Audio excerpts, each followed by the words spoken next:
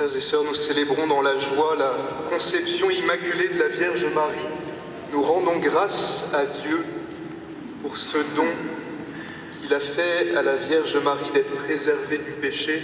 Et en faisant ce don à la Vierge Marie, c'est un don qu'il nous fait à nous, d'avoir pour mère cette mère très pure, préservée du péché, cette mère qui nous conduit, qui nous montre le chemin, préservée du péché, comme nous l'avons dit dans la collecte, par une grâce venant déjà de la mort de son Fils. La Vierge Marie vit en son corps et en son cœur les premiers fruits du mystère de Pâques. La grâce de Dieu va jusque-là, jusqu'à donner à la Vierge Marie déjà comme les prémices de cette grâce. Vous le savez, le vendredi saint, lors de la vénération de la croix, nous acclamons et bénissons cette croix dont nous disons que par elle, la joie est venue dans le monde. Eh bien, le mystère de l'Immaculée Conception de la Vierge Marie est la première manifestation de cette joie du salut. Et comme en négatif, et comme nous l'avons entendu dans la première lecture, dans ce péché de nos premiers parents, eh bien nous comprenons combien le péché produit en nous la tristesse, la peur, comme nous l'avons entendu, le découragement, l'absence de cette joie. Alors aujourd'hui, laissons-nous entraîner par la Vierge Marie dans sa propre joie. En elle, nous voyons resplendir de manière éclatante l'accomplissement des promesses de Dieu. L'œuvre du salut que le Seigneur veut accomplir en nous, il l'accomplit d'abord pour celle qu'il a choisie, pour que nous puissions regarder vers elle, pour que nous puissions contempler cette œuvre, contempler la beauté de la création de Dieu sauvée. Nous l'avons entendu dans la lettre de saint Paul aux Éphésiens, Dieu nous veut immaculés. Il a donné cette grâce à la Vierge Marie pour que nous puissions voir, pour que nous puissions contempler cette œuvre que le Seigneur veut faire en nous à travers sa miséricorde.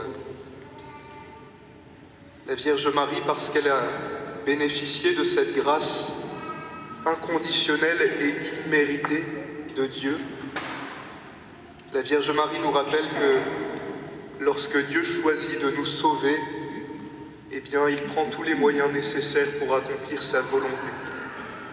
Et c'est la source de notre joie en ce jour. Nous partageons la joie de la Vierge Marie parce que nous savons et nous portons dans l'espérance ce projet d'amour de Dieu pour chacun de nous. Il nous veut saints et immaculés devant sa face et le Seigneur a les moyens de tenir cette promesse qu'il nous a faite. Chaque année, nous célébrons cette grande fête au milieu du temps de l'Avent, de ce temps de l'attente, de ce temps où nous sommes appelés à veiller dans la nuit en attendant de contempler, comme nous le dit le prophète Isaïe, la nuit de Noël, de contempler cette grande lumière qui resplendit sur les habitants du pays de l'ombre. Eh bien, aujourd'hui, en la Vierge Marie se lève pour nous l'aurore, se lève pour nous ces premiers signes de cette lumière de Pâques, les premiers signes de cette lumière qui nous sauve. Oui, Dieu vient visiter son peuple, oui, le Seigneur vient nous libérer de nos chaînes, oui, le Tout-Puissant vient briser les puissances de la mort et du péché.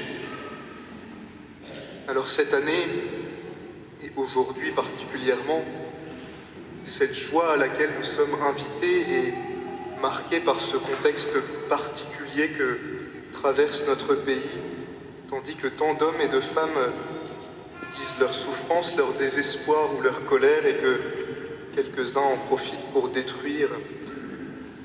Nous avons conscience de porter cette joie, comme le dit saint Paul, comme un trésor dans des vases d'argile. Nous avons conscience que cette joie que nous sommes appelés à porter au milieu du monde il est parfois bien difficile, nous nous sentons bien pauvres pour la porter.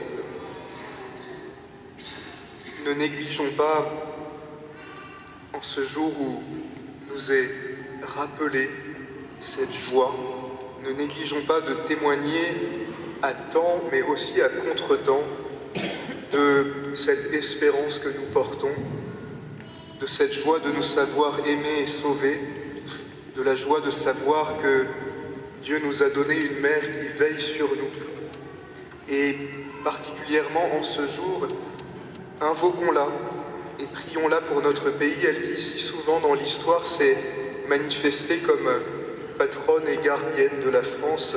Eh bien, demandons par son intercession de savoir mettre toute notre énergie au service de la charité, au service de la joie, au service de l'espérance. En Marie, nous contemplons émerveillés ce que le Seigneur fait dans un cœur qui lui appartient totalement. Attachons-nous à lui appartenir chaque jour un peu plus, pour que chaque jour un peu plus Dieu puisse faire en nous son œuvre, Dieu puisse manifester son amour au monde qui attend ce signe, qui attend de notre part ce signe de l'amour de Dieu. Laissons-nous saisir aujourd'hui par la joie de la Vierge très pure. Cette joie, elle nous est promise et Dieu tient ses promesses. En Marie Immaculée s'enracine toute notre espérance d'être un jour libérés non pas de nos faiblesses et de nos limites. Et la Vierge Marie est la première dans l'humilité à reconnaître sa faiblesse, sa petitesse, ses limites. Le Seigneur ne veut pas nous libérer de notre faiblesse et de nos limites, mais du péché qui nous tient loin de lui. Alors n'ayons pas peur de demander de grandes grâces à la Vierge Marie, à commencer par la grâce de la sainteté. Et puisque l'Église porte aujourd'hui sur les autels les 19 martyrs d'Algérie, associons à l'intercession de Marie, Reine des martyrs et des saints, ces hommes et ces femmes dont l'amour est allé jusqu'à verser leur sang. Ô Marie, conçue sans péché, priez pour nous qui avons recours à vous. Ô Marie, conçue sans péché, priez pour nous qui avons recours à vous. Ô Marie, conçue sans péché, priez pour nous qui avons recours à vous.